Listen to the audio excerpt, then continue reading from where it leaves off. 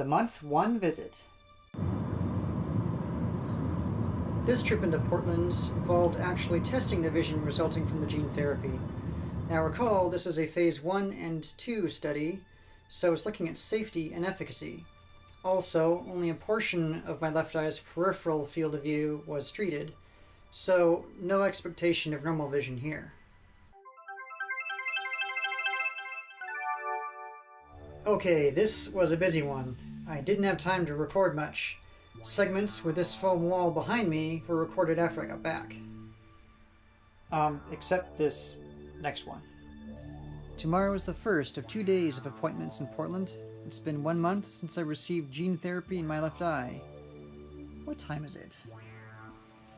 It's 3:15 a.m. The temperature is 69 degrees Fahrenheit. 3:15 in the morning. Yeah. Check. This 2-day marathon starts with me arriving late. Being a zombie, I am slow getting out of the house. As always, the day starts with an eye chart exam, although this time it could give a meaningful result. I was on dilator eye drops through the last Portland visit, and so I couldn't focus on anything. Not much to say on this bit, except that my vision is back to normal. Well, for me. And then the usual medication review. They want to make sure I'm being good. Oh, good news on this front too. The number of eye drops I take daily has been reduced, and the oral steroid I take will be done with before my next visit a month from now. Next up is a blood draw. Now, I'm still running late, and the place is packed. My guide starts out telling me that it will be no more than 5 vials. Fine. But as we wait, she amends her statements to a firm 5 vials. Oh no.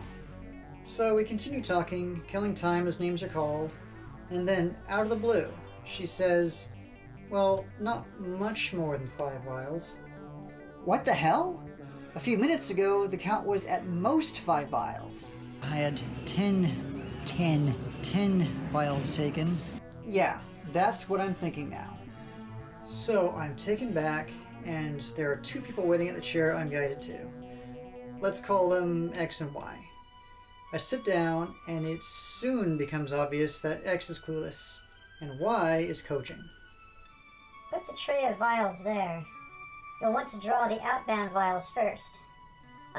No, the ones with the green caps. It'd be easier if you put your supplies here.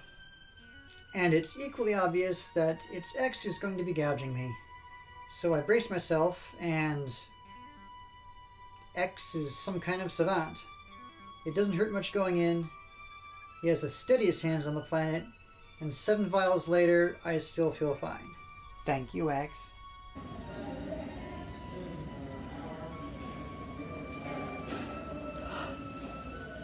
Spicy. Back on schedule.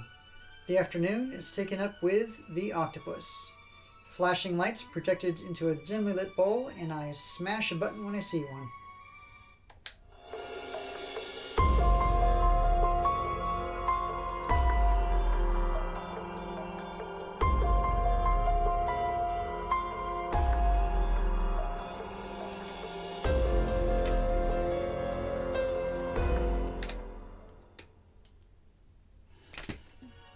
Taking the test, I don't notice any improvement, but it's early days yet.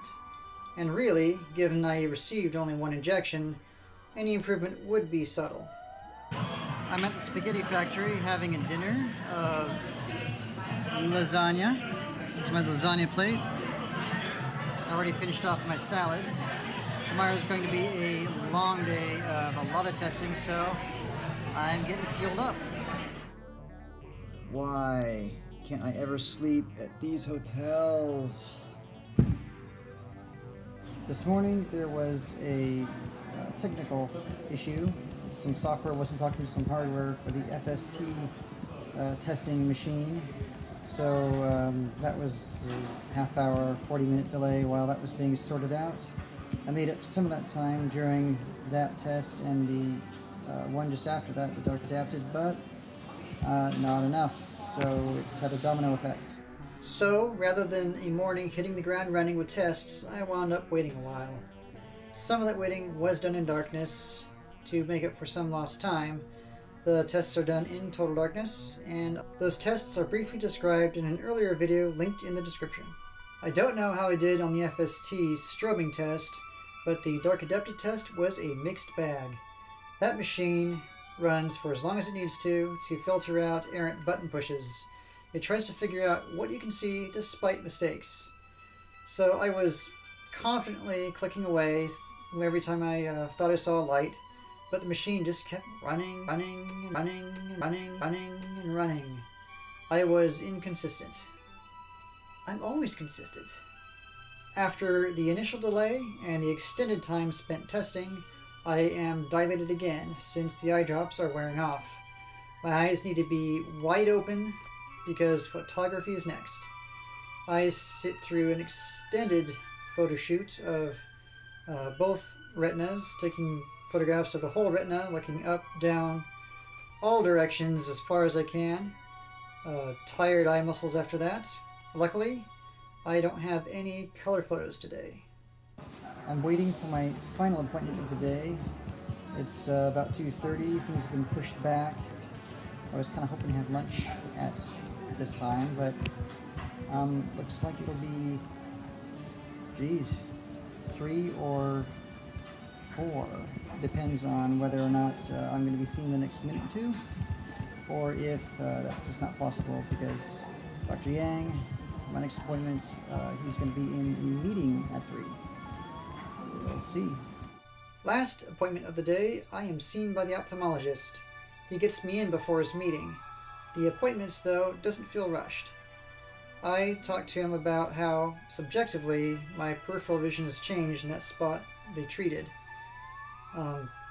At the end of the appointment, he goes over maps of my visual fields, comparing what the tests show I can see now against what I could see before the treatment was done. I'm still blind. I can't see what he's showing me on the monitors. Oh well.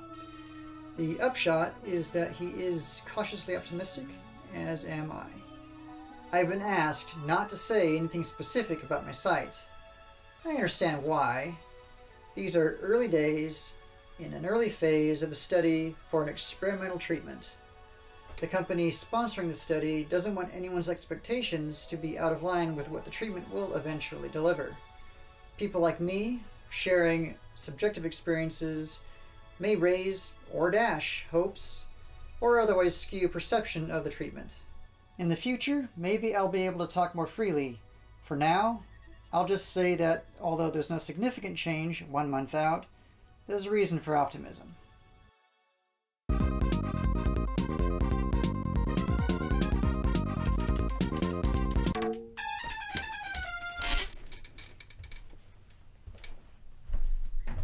You have earned a new low score.